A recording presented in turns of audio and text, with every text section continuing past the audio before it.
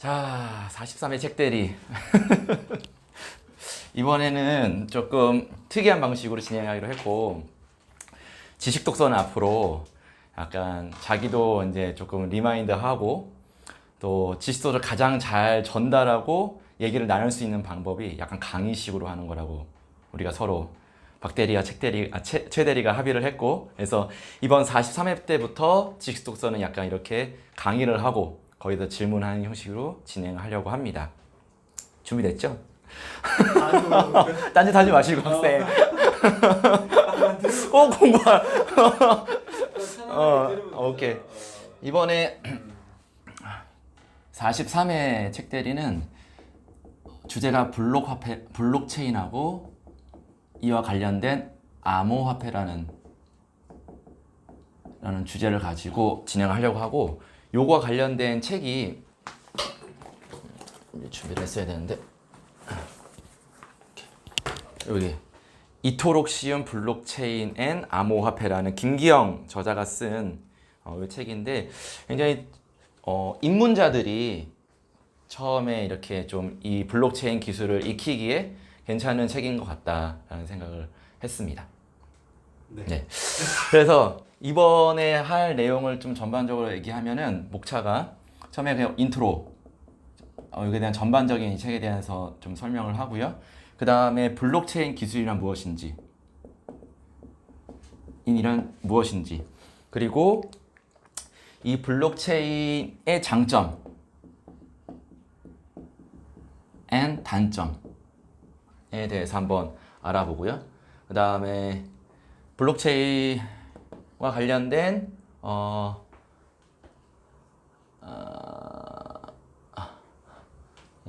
암호화폐에 대해서 말해보고요. 그 다음에 ICO라는 것이 또 하나 새로운 용어로 들어있는데 이거에 대해 얘기하고요. 그 다음에 백서라고 화이트 페이퍼라는 것이 있고요. 그 다음에 블록체인을 방해하는 것, 장애물에 대해서 하고요. 그 다음에 이와 관련된 회사 대해서 이렇게 쭉 진행을 하려고 합니다. 얼마나 걸려? 이거 쭉 하는데 한 예상적으로 한 30분 정도 걸릴 것 같습니다. 각각 한 5분 정도? 5분에 10분 정도? 나는 다음번에 한 10분 분량으로 할게. 나는 30분까지 자신 없어. 아, 그러세요? 하다가 모르는 거 있으면 질문하고 그렇게 얘기합시다. 예.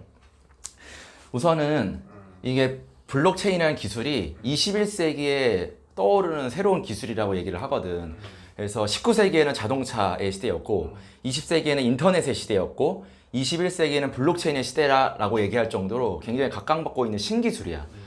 근데 우리가 이제 사실은 블록체인을 알게 된 이유가 그 비트코인 때문에 사실 알게 됐지. 사실은 그 전부터 이 블록체인 기술은 개발되고 있었는데, 일반 대중이 알게 된 것은 사토시 나카모토라는 사람이 가상의 인물인데, 그 사람이 만든 비트코인이라는 암호화폐가 굉장히 각광을 받으면서 이게 투기냐 아니냐 이런 문제로 굉장히 이슈가 되면서 알게 된 거지. 사실은 인트로에 대해서 얘기하면, 이 블록체인이라는 큰 집합 안에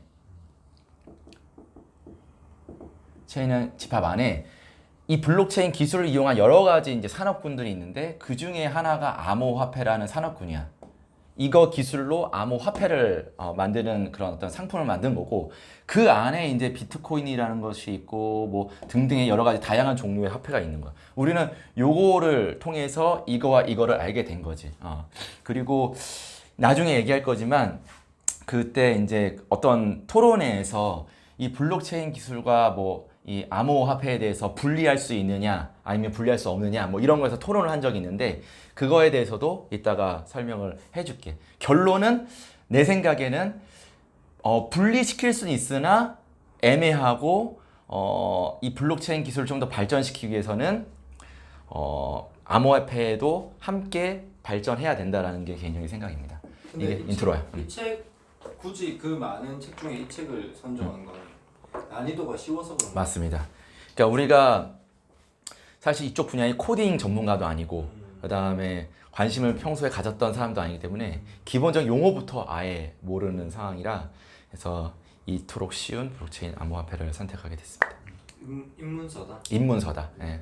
그래서 읽어보니까 내가 이 정도로 얘기할 정도로 이 책만 읽으면 기본적인 지식이 쌓이는 것 같아. 그러니까 내 생각에 이 정도면 가장 베이직인 것 같아. 알겠습니다. 질문 없죠? 없습니다. 인트로 들어가겠습니다. 네, 블록체인.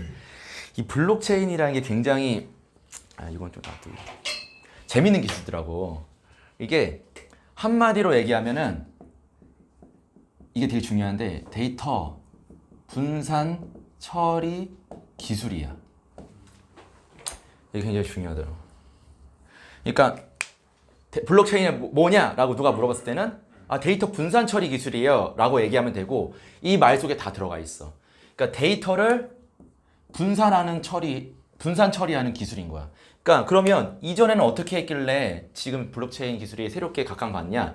이전에는 데이터를 분산하지 않았어. 한 곳에 다 몰아넣었어. 무슨 말이냐면 우리가 알고 있는 데이터가 한 곳에 다 있고 우리는 그 데이터를 입력하고 다시 그것을 찾으려면 거기에 그 데이터 저장되어 있는 공간에 다 누구나 접속을 했어야 돼. 예를 들면 뭐 구글의 그런 유튜브 플랫폼이라든지 거기다 우리는 다 올리잖아, 그렇지? 그리고 그거를 또 보기 위해서는 또 거기에 접속해야 되고 그 다음에 또 뭐 은행 같은 경우에는 금융권 같은 경우에는 우리가 돈을 누구한테 보내려면 은행이라는 큰 중앙기관에 들어가야 돼. 거기에 데이터가 다 있으니까 거기다 데이터를 입력하고 거기 데이터를 뽑아내고 이런 방식의 중앙 집권적인 데이터 처리 방식이었는데 블록체인 기술은 그 중앙화를 탈피해서 개인과 개인 그거를 여기서는 피어투피어라고 하더라고. 개인과 개인 간 서로 데이터를 주고받을 수 있고 누구를 끼지 않고 그것이 굉장히 잘 보안 처리가 잘 될 수 있는 그런 기술이 바로 블록체인 기술이더라고.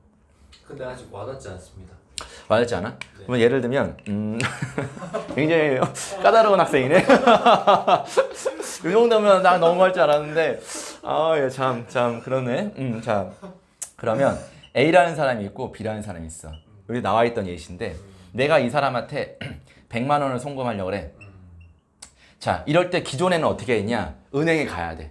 은행에 가서 나 이 사람한테 100만 원 보낼래요. 데이터를 은행 직원한테 그 중앙 기관에 넣어. 그러면 그 중앙 기관에서 그걸 가지고 B라는 사람을 전달을 한 거지. 그러니까 중앙에 A라는 B 사람 중앙에 기존 방식에는 이 은행이라는 기관이 있었어. 근데 이 블록체인이라는 것은 이 은행이 없어. 그냥 다이렉트로 간다는 거. 어떻게 주냐? 내가 이런 블록이라는 걸 만들어.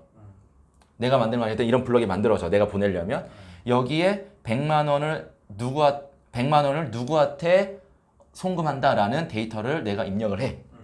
그거를 이 사람한테 전달을 해. 그럼 이 사람도 이런 블록이 만들어져.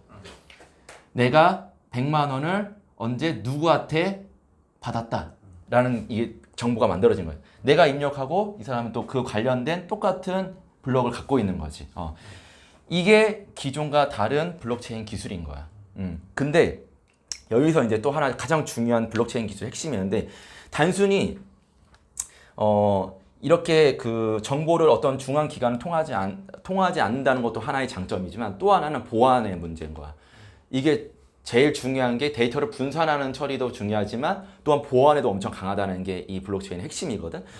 기존에는 이 은행을 그냥 해킹하면 되는 거야. 그리고 기존 방식의 이 데이터를 모아놓는 거는 이런 블록체인 기술이 아니기 때문에 해킹하기 쉽대. 거기까지는 잘 모르겠지만 그냥 이거 하나만 털면 모든 정보를 다 내가 수만의 사람들의 정보를 다 해킹할 수 있는 거야. 근데 이거는 블록체인이 내가 또 다른 사람하고 또 이렇게 블록이 또 연결돼 있고 하다 보니까 내가 이 한 곳만 털면은 그러니까 극단적으로 한 곳만 털 수 있다 보면 너와 나와의 관계만 해킹할 수 있는 거지 다른 사람의 관계를 해킹할 수 없는 거고 또한 이것 또한 해킹하기 쉽지 않은 게 이제 그 다음 얘기할 건데 이 장단점으로 넘어가겠습니다. 아니야 아직 블록체인이 여기 핵심 기술이 뭐냐면 이런 데이터를 개인과 개인과 주고받을 수 있다. 두 번째 이걸 어떻게 보안적으로 좀 강하게 만들 수 있냐 해시라는 이 하나의 용어가 등장하더라고. 이 해시라는 건 뭐냐면 소위 말하는 지문과 같은 역할을 한대. 이 블록의 고유값 이걸 해시라고 한대. 그래서 한 면에 이 고유의 해시 값이 있고 그 다음에 또 한 면에는 뭐가 있냐면 여기 해시 값이 있고 여기다 설명할게. 요 사람의 이 자체 해시 값이 있고 여기 뒤에는 뭐가 있냐면 이전 블록에 해시 값이 있는 거야. 그러니까 내가 여기 해시 값이 1, 2, 3이야. 이 사람의 이 블록의 해시 값이 1, 2, 3이야. 그리고 이 사람의 해시 값은 4, 5, 6이야. 근데 이 블록에는 이전 블록의 해시 값인 1, 2, 3이 같이 정보로 입력되어 있는 거야. 그렇기 때문에 이거 하나만 해킹해서는 안 되고 이거와 이거를 다 동시에 해킹하는 것이 필요하기 때문에 이거 하나만 터는 것보다 더 어렵고 그렇기 때문에 보안에 굉장히 유리하다 이렇게 얘기를 하고 있더라고. 그렇지. 근데 그러면 데이터 분산이라는 거는 그 데이터를 각자가 다 보유하고 있다 이 말이. 그렇지. 다 보유하고 있지. 해시라는 건 사실은 너무 생소한 단어다. 그래서 새로운 용어 해시. 그러니까 쉽게 말하면 지문. 그냥 이 블럭의 고유값. 그다음에 이거는 이게 체인으로 연결되어 있는 거고. 그래서 블록 체인이라고 얘기를 하고 있는 기술인 거지. 근데 실제로 우리가 예를 들면 이 블록이 그냥 뭐 파일 형태인가? 컴퓨터에 이메일 같은 건가? 아니지. 그렇게라고 볼 수는 없고 눈에 보이지 않는 하나의 뭐라고 해야 될까? 어쨌든 눈에 딱 눈에 실제로 보이지 않는 거라고 생각을 하거든. 그러니까 이거는 그걸 얘기하는 거구나. 그러니까 하나의 개념. 알고리즘이네. 그렇지. 문제를 풀어가는 그렇지. 어떻게 풀어갈 수 있는 방식에 대한 개념인 거지. 실제로 이게 어떤 형식이다라는 건 후차적인 문제고. 그치. 이 블록체인이라는 것은 이렇게 데이터를 개인에게 분산을 시켰고 이렇게 해시를 통해서 보안 문제를 해결하고 있다. 맞아. 보안에 대해서 조금만 더 얘기를 할게. 내가 이해한 거로는 이 해시를 스스로 만들고 그다음에 이전 거를 가져오잖아. 이 해시가 어떻게 만들어지는지 그리고 왜 해킹하기 어려운지를 이렇게 설명하더라고.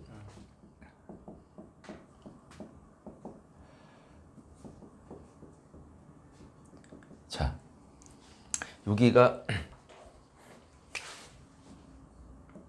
이게 해시야.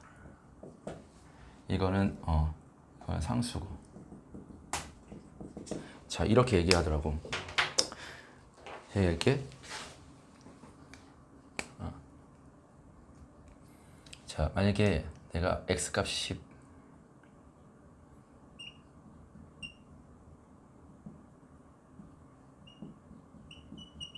이게 얼마지?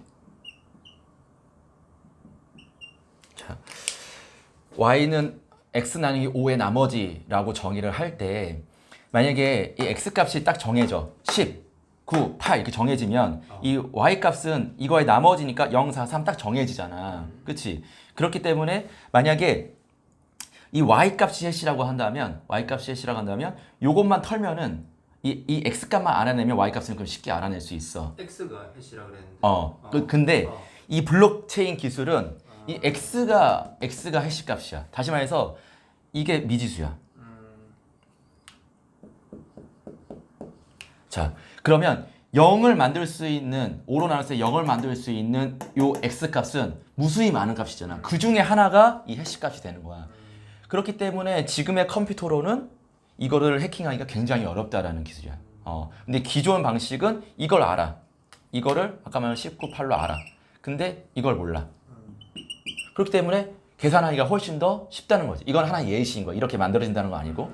이런 의미로 이 해시 값이 있기 때문에 블록체인 기술은 보안에 굉장히 강하다라고 얘기를 하고 있다고. 그래서 정리하자면 이제 2번을 마무리하자면 블록체인은 데이터 분산 처리 기술이다. 그래서 데이터를 개인과 개인, 공급자와 수요자를 직거래하는 그런 방식이고 그렇게 하는 방식의 기초에는 블록과 블록을 체인으로 연결하는 그런 기술을 쓰고 있다. 이 블록 안에는 내가 입력하고자 하는 데이터와 그 다음에 이 블록의 고유값인 해시값, 그 다음에 그 전 블록의 해시값을 해시값으로 구성이 된다. 이 세 가지로.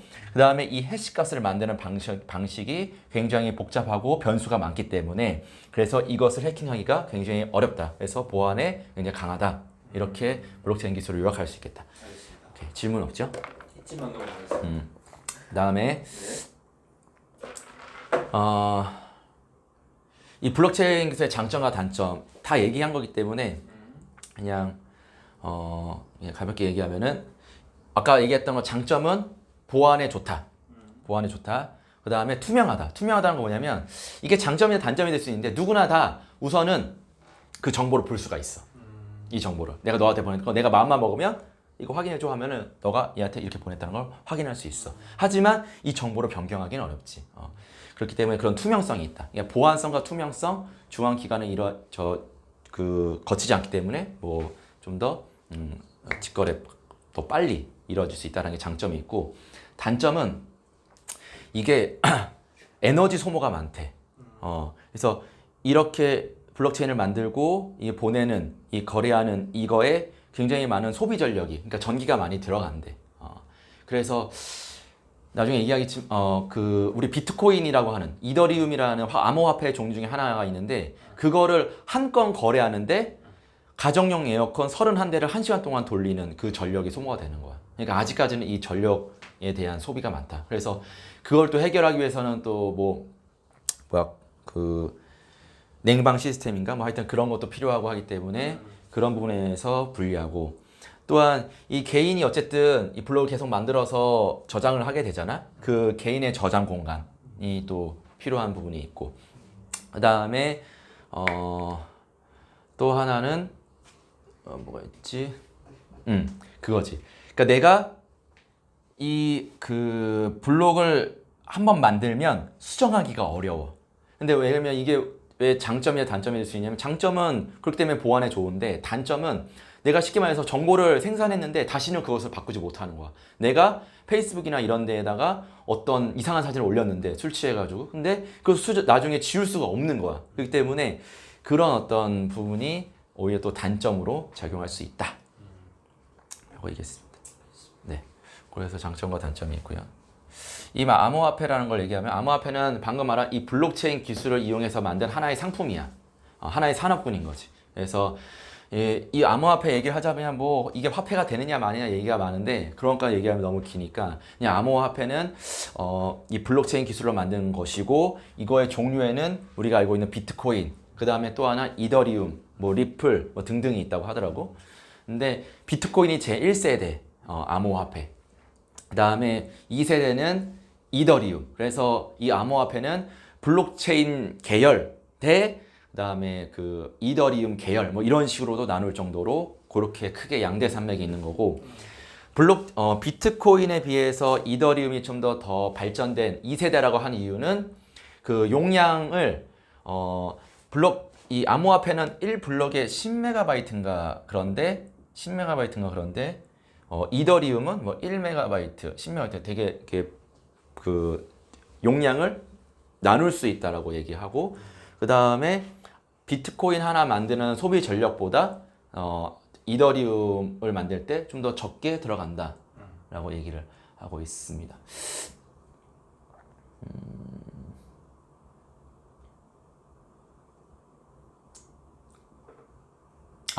미안해. 전력이 아니라 속도가 기존에는 비트코인은 10분이 걸렸는데 이거는 10초면 되는 그런 게 있습니다. 또 하나 제일 중요한 거는 비트코인 대비 이더리움은 그 스마트 계약에 활용될 수 있는 것이거든. 스마트 계약이란 뭐냐면 당사자 간의 계약이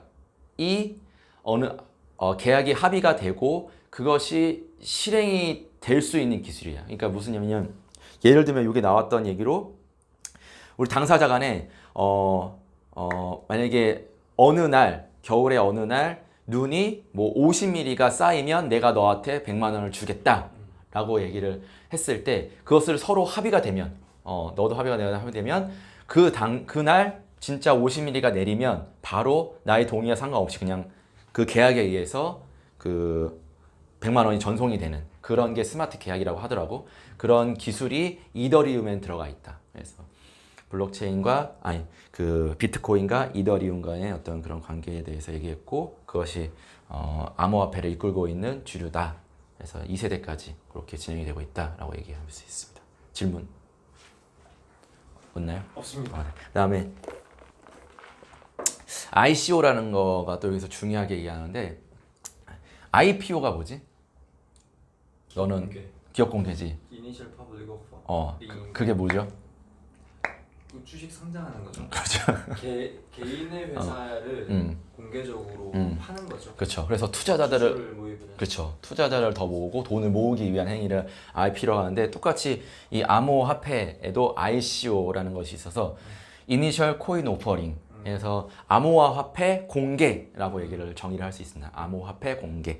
이거 한마디로 ICO라는 것은 내가 그러니까 암호화폐를 발행하고 그거에 관심 있는 사람들 그 암호화폐를 삼으로써 투자자들의 돈을 끌어모을 수 있는 그러니까 암호화폐를 발행하고 그러니까 주식을 발행하는 대신에 암호화폐를 발행하는 거지.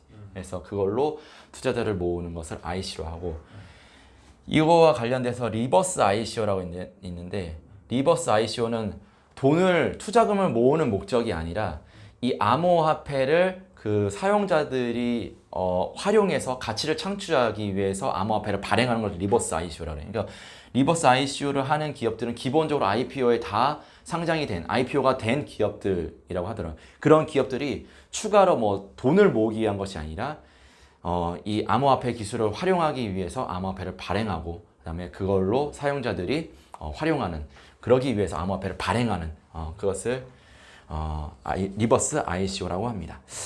이 정도 얘기하면 되나? 그래서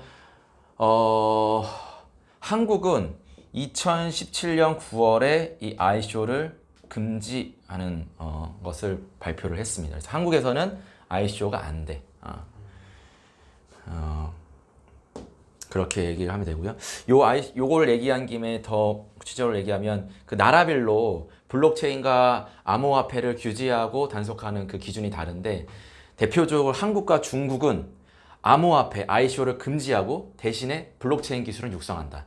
그다음에 일본과 미국은 ICO를 허용을 하나 이 ICO를 했을 때 세금을 부과하고 또는 블록체인을 육성한다. 그다음에 스위스라든지 싱가포르는 ICO를 전면적으로 허용하고 또한 블록체인을 육성한다. 이렇게 얘기를 하고 있습니다. 그래서 기본적으로 블록체인은 전 세계적인 트렌드이기 때문에 다 육성을 하는데 이 암호화폐와 ICO라는 부분에 대해서 어떤 나라는 투기라고 규정을 해서 금지를 하는 데가 있고 어느 나라는 부분적으로 허용을 하고 어느 나라는 전면적으로 허용한다. 그래서 이렇게 좀 나눌 수 있겠습니다. 개인도 ICO에 참여할 수 있습니까? 할 수 있습니다. 개인도. 어떻게?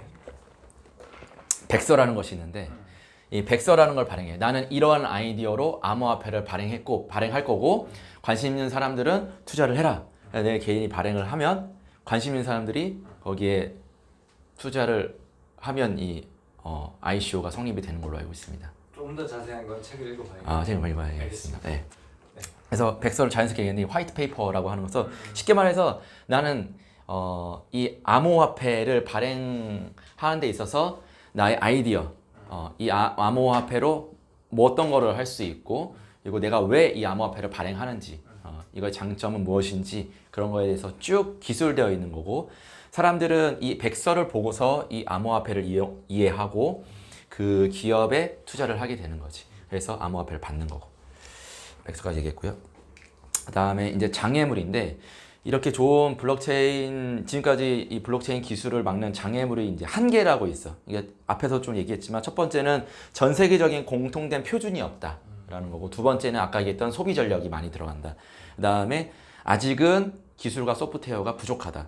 그 다음에 기득권 세력이라든지 이 중앙기관이라고 할 수 있는 뭐 기존의 거대한 은행 아니면 구글 뭐 이런 거대 플랫폼 시장과의 어떤 그 대결. 그 다음에 마지막으로 양자 컴퓨터라는 것도 이 블록체인 기술의 장애물이라고 얘기를 해. 왜냐하면 양자 컴퓨터라는 것은 기존의 컴퓨터는 0과 1로 모든 데이터를 다 처리를 했는데 양자 컴퓨터는 00, 10, 01, 11 이렇게 네 가지로 다 확장이 되기 때문에 그 처리 기술이 더 빠르대. 엄청 빠르대. 그래서 아까 얘기했던 이 부분 있지. 우리가 해시를 만들 때 이 해시 값을 찾는 것이 지금의 컴퓨터로는 엄청나게 많은 시간이 걸려서 거의 불가능한데 양자 컴퓨터가 나오면 데이터 처리 기술은 더 빨라질 수 있으나 그로 인해서 보안에 취약할 수 있다라는 부분이 있더라고.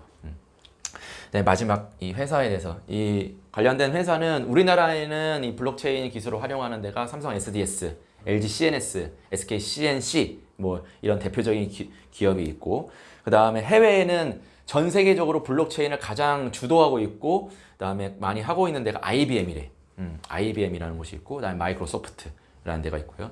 네, 국내 이제 스타트업 기업으로서 블로코 이게 이런데 이게 블록체인 시장을 리드하고 있대. 그래서 블로코라는 걸 좀 관심을 갖고 오면 되고 그다음에 그 빗썸이라고 암호화폐 거래소 빗썸이라는 게 있는데 이 빗썸이 국내 회사인데 이게 전 세계 거래량 3위래.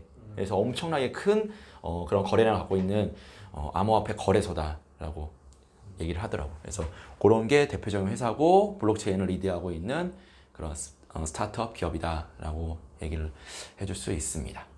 그래서 전반적으로 어떤 뭐 이슈가 되는 얘기를 하다기보다는 그냥 블록체인과 암호화폐에 대한 기본적인 어떤 배경 지식, 그다음에 정의 이런 거에 대해서 쭉 한번 얘기를 한번 해봤습니다. 근데 하나가 빠진 것 같은데 암호화폐 채굴 관련해서 설명해 줘야 될 것 같은데. 채굴. 그러니까 이 책이 자세히 나왔나? 나는 책에서는 자세히 나오진 않아. 내가 그냥 요걸 읽고서 그냥 기본적인 드는 생각은 이 암호화폐를 만들잖아. 내가 이제 백서에 이렇게 쓴단 말이지. 내 암호화폐는 어떤 이름을 갖고요. 이걸 나는 뭐 2,400개를 발행하겠습니다. 관심 있는 사람은 투자하세요. 라고 했을 때 그럼 2,400개를 만들었는데 그것을 근데 이걸 그냥 ICO로 하면 그냥 주기도 하고 아니면 그것을 채굴을 통해서 어떠한 그 기업이 이거를 채굴을 통해서 보유를 한 다음에 그것을 또 팔기도 하고 하는 것 같아. 두 가지 방식이 있는지 정확하지 않지만 내가 그냥 이해하기로는 지금은 그렇게 두 가지. 그러니까 암호화폐가 딱 나왔을 때 직접적으로 돈을 투자해서 그 발행한 그 사람한테서 직접적으로 암호화폐를 사기도 하고 아니면 그 중간 채굴업자라고 하는 중간 기업이 그러니까 만들 때 그런 거지. 이걸 만들 때 이거를 채굴을 해서 가져갈 수 있게 만들어서 그런 채굴 기업이라는 것이 있어서 이 사람이 이거를 채굴을 하는데 채굴을 한다는 말은 암호화폐를 해석을 그러니까 그 뭐랄까 해석을 한다? 이 채굴을 설명하려면 그 전에 작업 증명 그거 있잖아. 기억나? 작업 측면 아니. 기억은 나는데 조금 난 그냥 그래? 나는 왜 그게 중요하다고 생각하냐면 이게 작업 증명이라는 게 그 뭐지?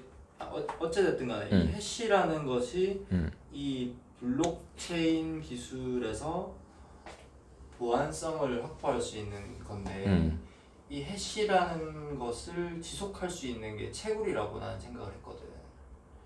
왜냐면 그 채굴을 하는 사람이 인센티브를 받는단 말이야. 채굴을 한다는 게. 그래서 예를 들어 이게 좀 스터디를 해보니까 이 피어 자체를 노드라고 얘기를 하더만. 그래서 하나의 투표권을 갖고 있는 사람을 노드라고 얘기를 하고 이 노드가 과반수가 넘어야 그 사실이 팩트로 인정이 받아서 10분 뒤에 또 다른 블록이 생성이 되는 거잖아.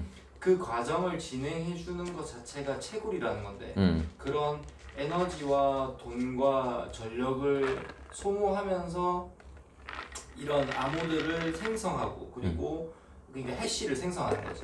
그 표준에 의해서 해시를 생성하고 그것을 기록하는 그런 과정을 그러니까 하는 대가로 암호화폐를 지불받는 거야. 그래서 그 채굴이기 때문에 암호화폐는 뭐 예를 들면 100개를 발행하게 되면 100개가 이제 순차적으로 발행이 되겠지만 그 채굴을 통해서 이 해시가 진행이 되는 거고 또 암호화폐의 양은 또 늘어나는 거고.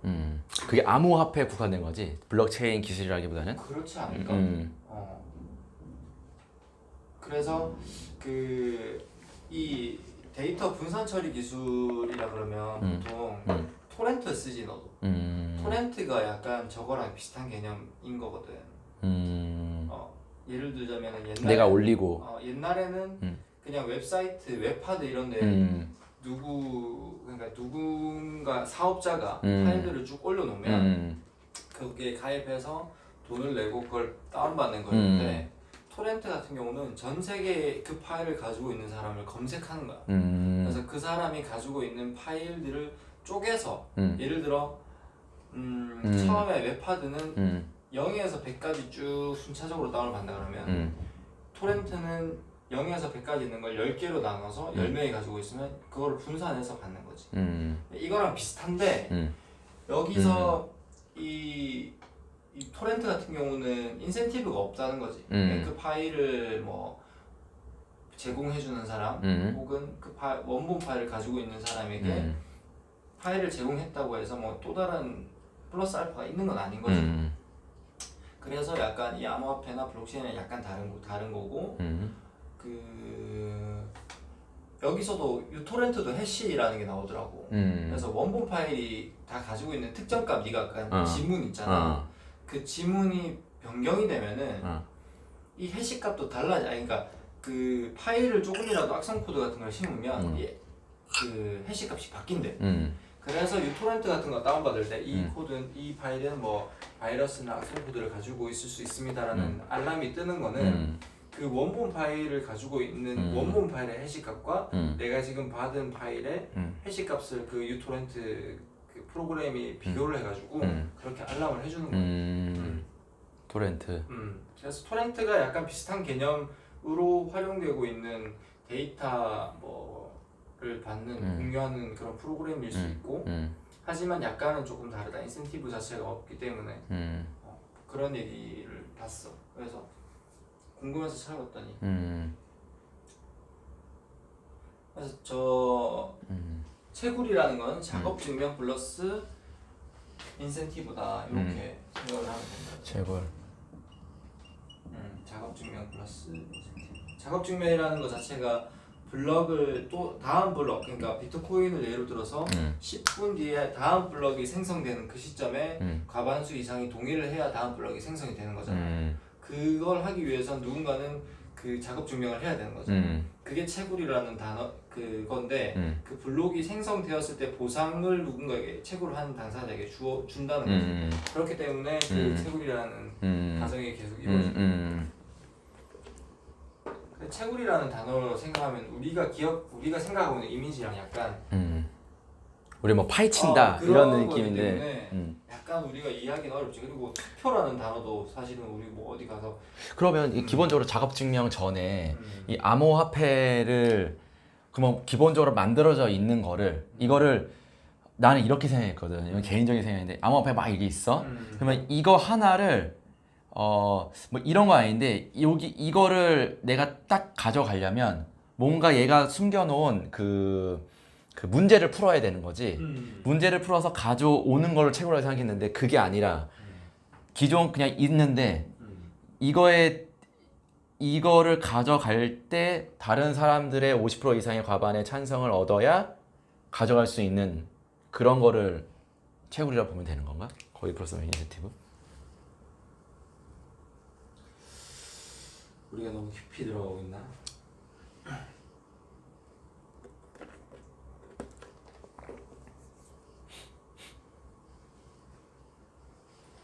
그러니까 그런 그 문제를 푸는 건 맞는 것 같아. 문제를 푸는 건 맞는 것 같고. 그래서 막 컴퓨터를 막 돌린다며 막. 맞아.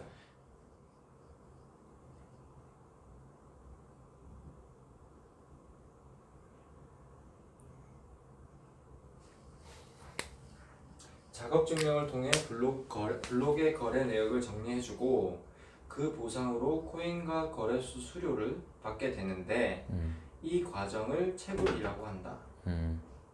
거래 내역을 정리해주고 그 보상으로 코인과 거래수를 받게 된다.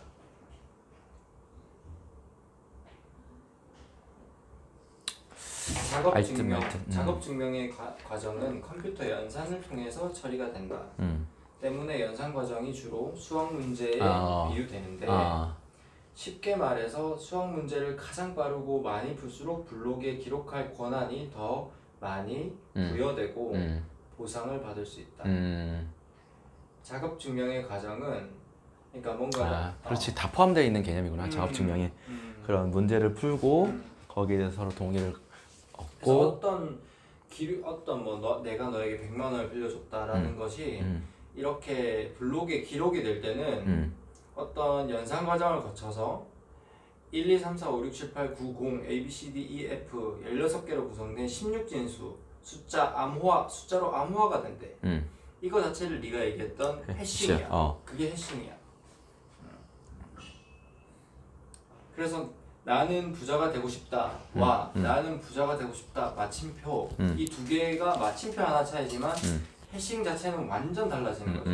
그렇기 때문에 네가 아까 얘기했던 이 해싱 값으로 그 원래의 기록들을 역추적하는 것은 거의 불가능한 상태인 거고 이런 특성으로 인해서 우리는 이 비트코인이나 이더리움 같은 거를 암호화폐라고 부른다.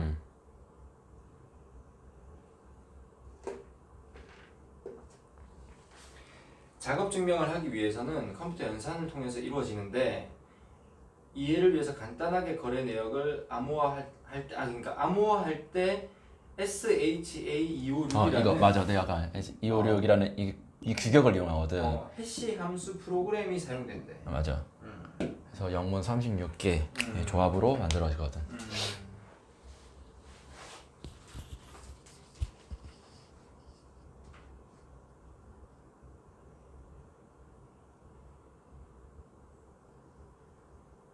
그래서 어떤 내용을 블록체인에 여기 너무 깊이 들어간다. 어렵다.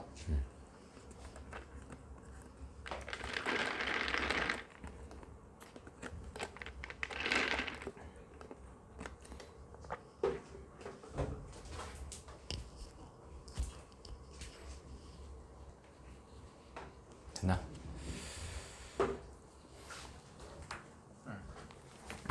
하드포크, 소프트포크도 얘기해줘야 되잖아. 포크. 근데 내가 그 개념을 정확히 이해를 못했어. 그냥 포크라고 해가지고 포크 모양으로 하나의 블록에서 여러 갈래가 이게 나오는 거라고만 이해를 했고 정확히 잘 내가 그냥 이해를 못했고 또 찾아보지 않아서 그냥 넘어갔거든. 나는 이렇게 이해를 했어. 그 하드포크는 그러니까 예를 들어 암호화폐에서 암호화폐가 사실은 제일 이해하기 쉬우니까. 그러니까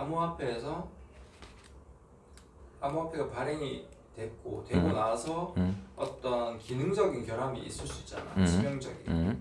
그러면 새로운 암호화폐로 업그레이드를 하거나 바꿔야 될 수가 있잖아.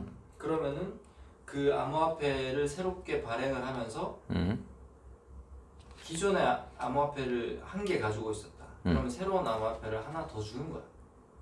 그래서 그 새로운 암호화폐 쓰세요. 대신 기존의 암호화폐는 가지고 계세요. 약간 이런 개념인 것 같아. 그래서 갤럭시가 뭐 S6, S7, 8 이렇게 넘어가잖아. 그러니까 그렇게 기기 자체가 바뀌는 거를 하드포크. 소프트웨어만 바뀌는 업데이트 되는 거는 소프트뱅크, 포크라고 보면 될 것 같고. D앱도 설명해줘야 되지 않아? D앱은 뭐야? 처음 들어보네. 분산형 애플리케이션. 여기 나온 거야? 스팀잇. 그게 이제 스팀이라는 암호화폐를 기반으로 해서 기반으로 했다긴 그렇고 그 암호화폐가 있었어. 그런데 그 암호화폐를 이제 어떻게 활용하느냐에 하나의 좋은 예로서 블로깅을 해 사람들이 들어와서. 그래서 포스팅을 하면은 그것에 뭐 좋아요나 이런 게 돌리면은 보상으로 스팀이라는 코인. 그건 하나의 뭐 그냥 상품인 거잖아. 또 하나의. 우리나라에서도 프레스팅이라는 맞아. 게 있더라고. 하나의 그런 거지. 그런 것들. 그래서 그런 앱들 그리고 뭐 고양이 키우는 앱들 이런 거를 D앱이라고 그런다.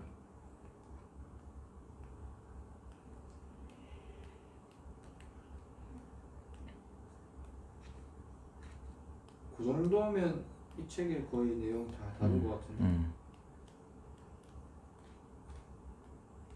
근데 이 책 저자도 이 양력이 어마어마하던데. 맞아. 하이비리그 출신 김기영 대표. 맞아. 활발하게 뭐 맞아. 그러니까 내가 그 옥섬에도 얘기를 했는데 이 책은 기본적으로 이 블록체인과 암호화폐에 대해서 긍정적인 측면을 많이 넣어놨어. 사실은. 근데 굉장히 그 논란이 많이 되는 그런 주제잖아. 그래서 어떤 사람은 굉장히 부정적으로 당연히 보는 사람이 있고 또 이 책의 저자는 굉장히 긍정적으로 써놨고 그렇기 때문에 근데 개인적으로는 있잖아.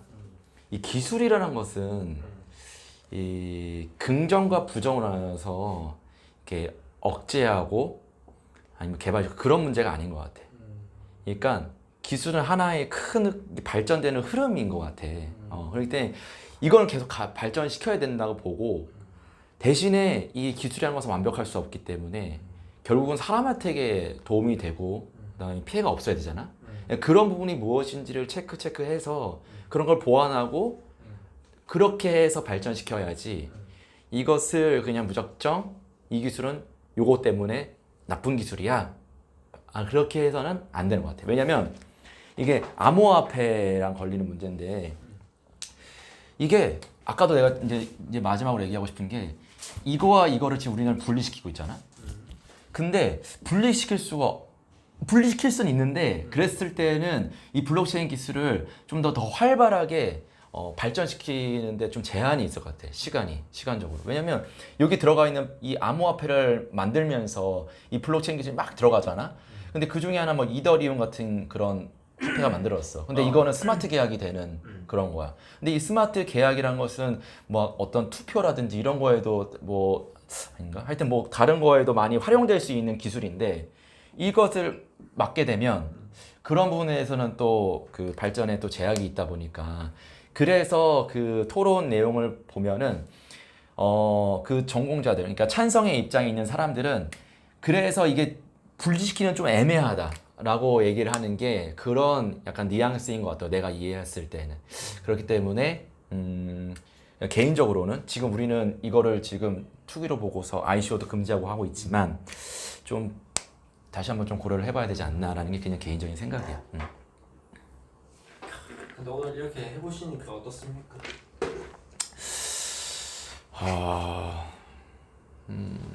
지식 독서는 이렇게 해보니까 좀 개인적으로 정리되는 느낌도 있고 그리고 오썸에서는 사실은 이 많은 내용을 다 얘기하기는 시간이 많이 걸려.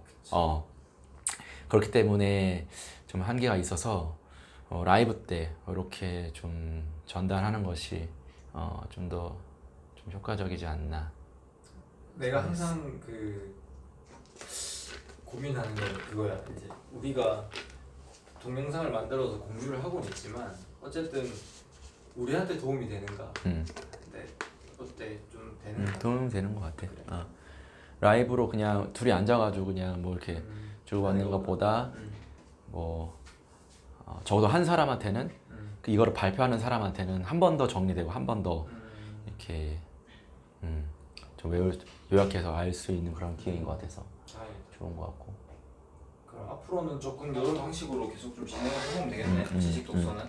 그래서 이게 오썸이랑 약간 겹칠 수 있는데, 그러니까 오썸은 개략적인 전반적인 이 책에 대한 어떤 그냥 전반적인 소개, 그런 자기가 생각하는 어떤 느낌, 그다음에 뭐 그런 걸 얘기해주고 라이브 때는 좀 더 자세하게 이렇게 해주면 좀 연계가 되지 않을까 싶거든.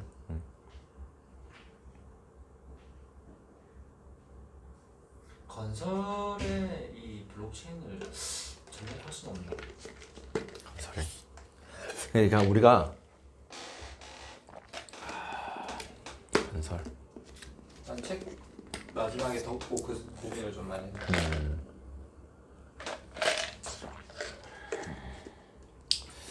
뭐가 있을까? 그런 건 있을 수 있지. 이 자재, 건설에서는 자재를 잘 활용을 해야 되는데 그 추적 관리가 되게 어려워. 하다 보면은 이 자재를 분명히 구입했는데 어디가 있는지 몰라.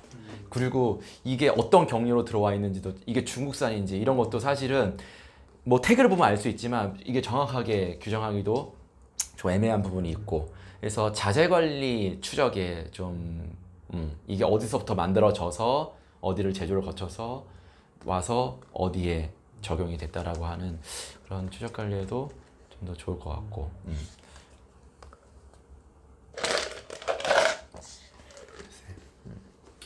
괜찮은데?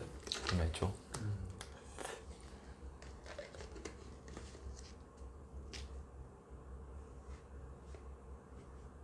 그리고 이 계약, 이게 스마트 계약 기능이 있잖아. 딱 어느 계약 그 조건이 성립되면 거기에 해당하는 계약이 자동으로 실행이 되는.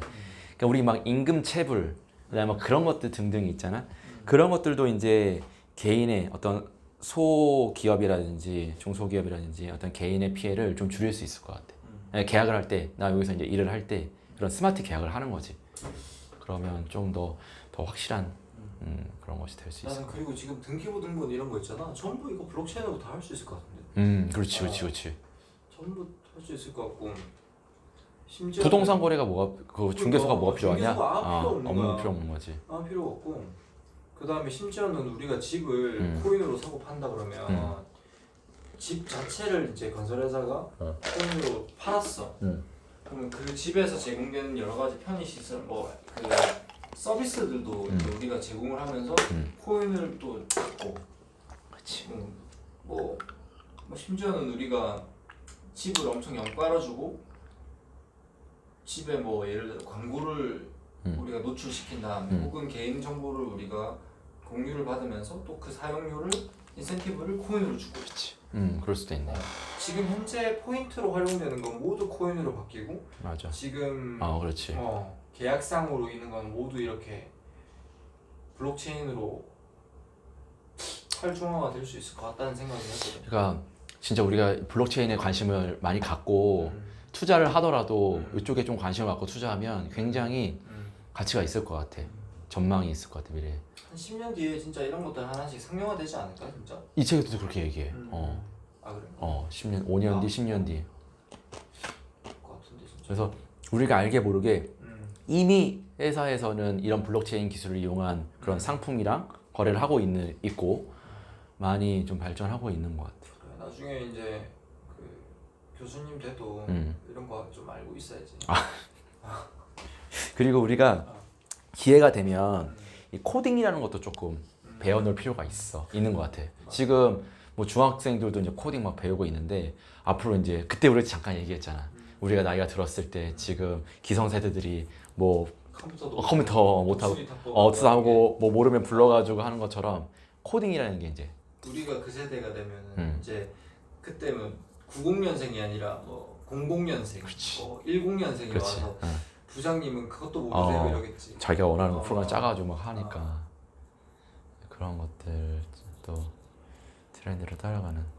이제는 영어보다 이 기기 언어들이 더 중요할 수도 있겠다. 어쨌든 전반적으로 이거 한번 이렇게 하니까 읽고 하니까 누군가에게 이제 블록체인이 뭐냐라고 이제 질문을 받을 때 얘도 기본적인 건 얘기해 줄 수 있고 그럴 수 있어서 좋은 것 같고.